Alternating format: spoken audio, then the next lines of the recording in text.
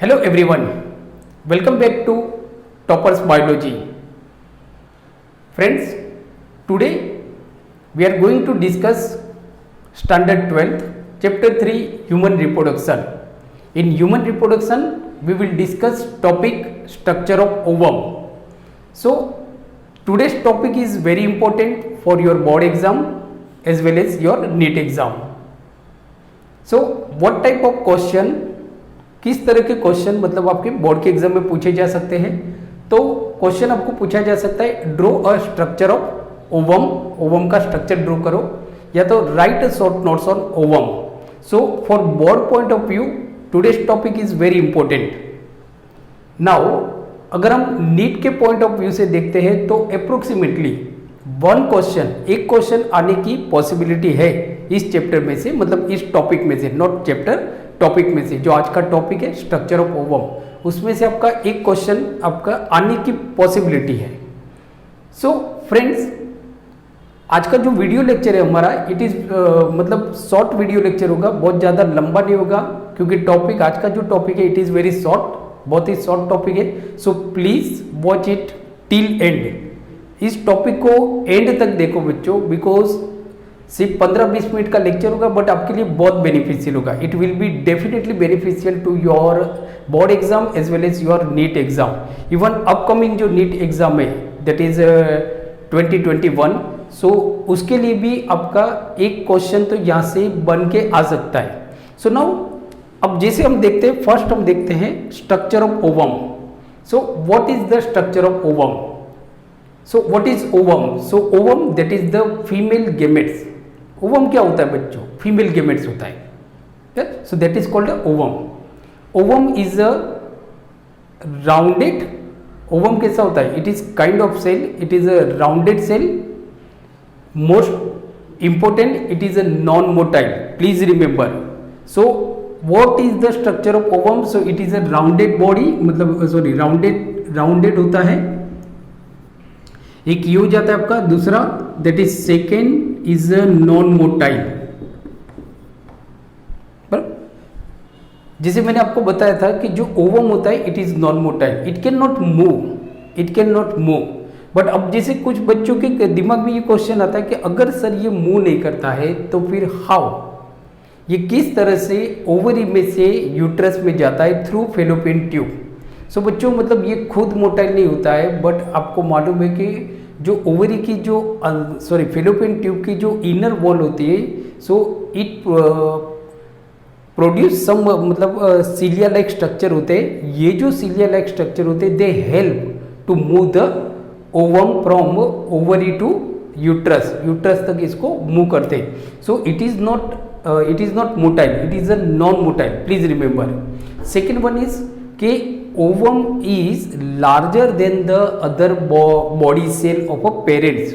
जो पेरेंट्स के जो दूसरे बॉडी सेल होते हैं उनके कंपेयर में अगर ओवम की बात करें तो it is larger. If we talk about the size of the ovum, so it is approximately 0.1 mm, 0.1 mm, बराबर.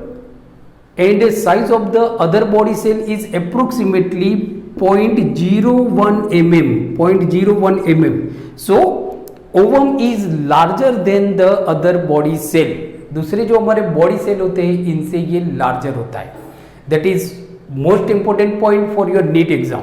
नाउ दूसरा बच्चों जो एक बहुत इंपॉर्टेंट पॉइंट है दैट इज के human ovum is एलेसिथल.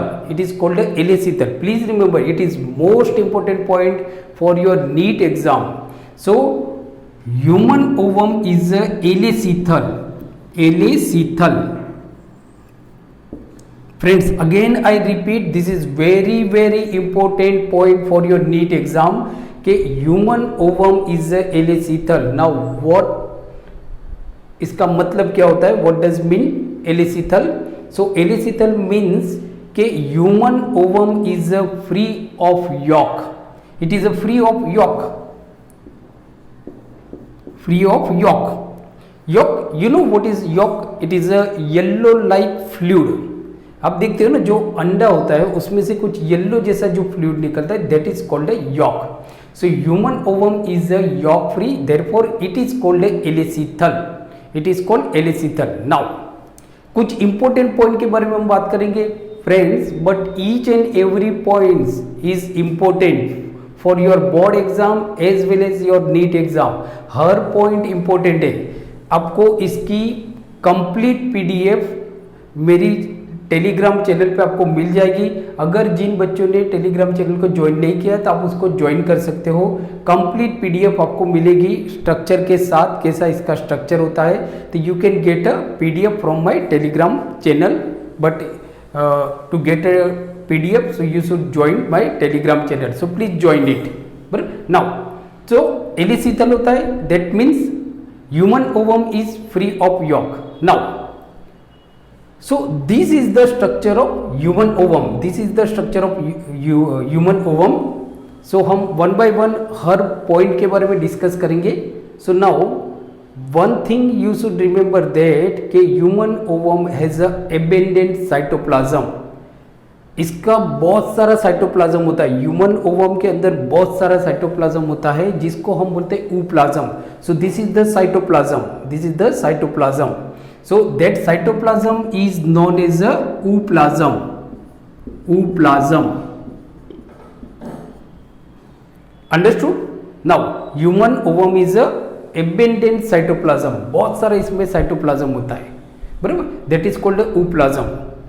It has a large nucleus। इसका जो न्यूक्लियस आप देखो ना तो it has a large nucleus, बराबर। So this is nucleus which is called a germinal vesicles। so germinal vesicles means nucleus of the ovum, germinal vesicles,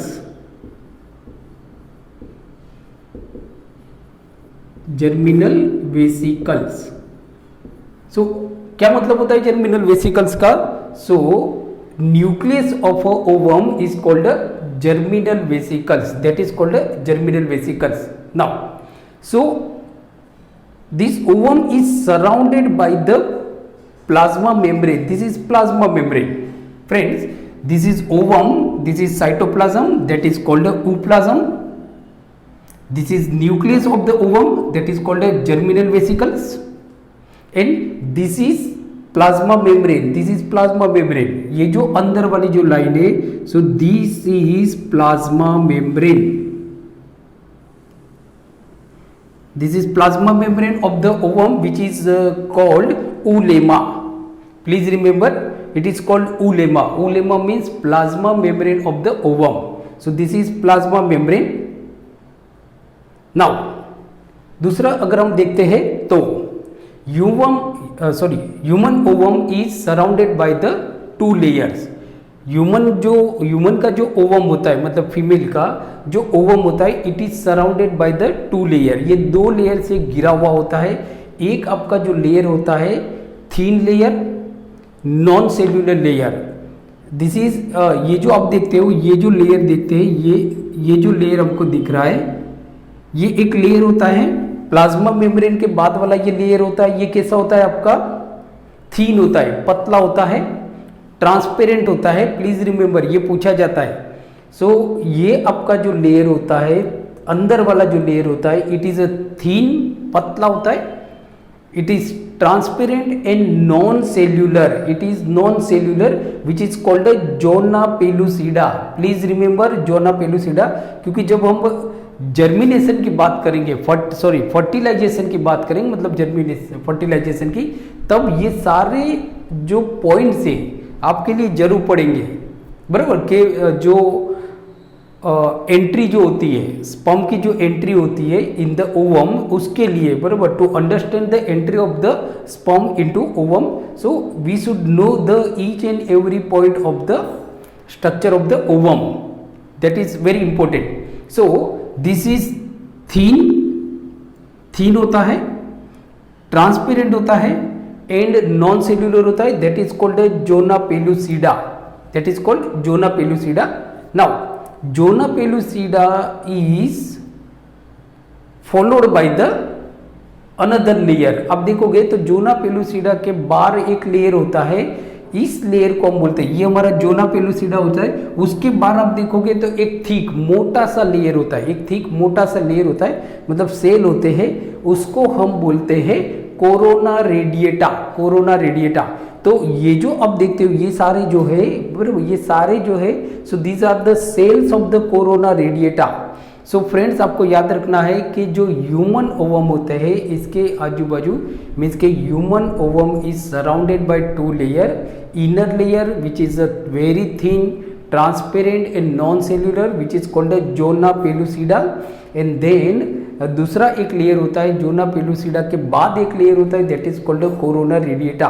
these are the cell of the corona radiata, these are the cell of the corona radiata. Now एक दूसरा जो बहुत important point है जो आपकी NCERT की text book में नहीं दिया हुआ है but it is very important, काफ़ी इंस्टीट्यूट में आपको बताया नहीं जाता है, सर बताते नहीं है, बट यहाँ से आपको एक क्वेश्चन पूछा जाता है नीट की एग्जाम में जो आपके लिए बहुत इंपॉर्टेंट होता है बराबर। कुछ ऐसे पॉइंट्स होते हैं जैसे मैंने आपको बताया कि नीट के एग्जाम में कुछ ऐसे क्वेश्चन आ जाते हैं जो आपको ऐसा लगता है कि बाहर से पूछे गए, बट एक्चुअली वो क्वेश्चन होते हैं वो बाहर से नहीं होते, कुछ आपको थोड़ा डीप में स्टडी करना पड़ता है, कुछ अंडरस्टैंड करना पड़ता है, you have to understand something बराबर। सो ये जो क्वेश्चन अटेम्प्ट करने पड़ते हैं जो आपको 20% जो क्वेश्चन होते हैं जो कुछ लेवल उनका हाई होता है, तो to understand that type of question you should understand the biology properly, biology properly आपको अंडरस्टैंड करना पड़ता है बराबर। So now there is a space between plasma membrane of the ovum and zona pellucida.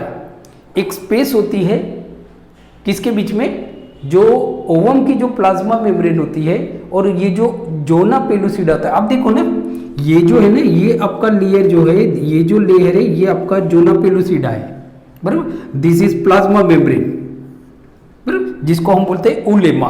So now यहाँ पे एक आप देखो तो ये स्पेस है आपकी, दिस इज द स्पेस बराबर, ये स्पेस है, this space is known as a perivitelline space, this space is known as a perivitelline space.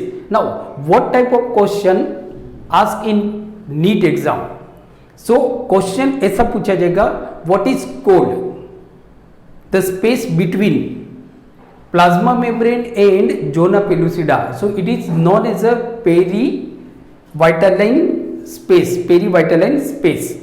Now ये जो हमने देख लिया, नाउ अब जो अभी जो हम नेक्स्ट पॉइंट देखेंगे वो पॉइंट्स भी आपके लिए बहुत इंपॉर्टेंट होता है। सो नाउ एक पॉइंट जो आपको क्वेश्चन पूछा जाता है कि human ovum shows polarity, yes please remember human ovum shows polarity, polarity human ovum जो होता है इट शोज पोलैरिटी, मतलब इसकी पोलैरिटी होती है a side which extrudes polar body. Human ovum की एक साइड होती है जहां पे पोलर बॉडी होती है, समझो कि ये हमारी साइड है और यहाँ पे पोलर बॉडी होती है, suppose this is the polar body बराबर, तो the side which extrudes polar body, so that side is called animal pole, that side is called the animal pole. Please remember it is very important question for your NEET exam बराबर। आपको question क्या पूछा जाएगा, what type of question, so question ऐसा पूछा जाएगा कि a side which shows मतलब a side which has a extrudes polar body, so that side is called a animal pole। सो इसकी दो पोल होती है, so this is called animal pole.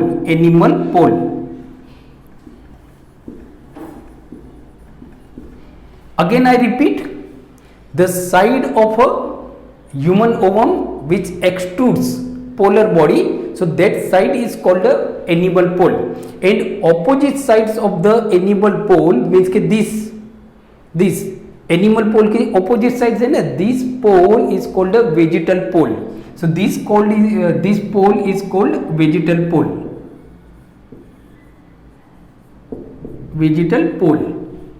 So friends, please remember, you can take a screenshot। So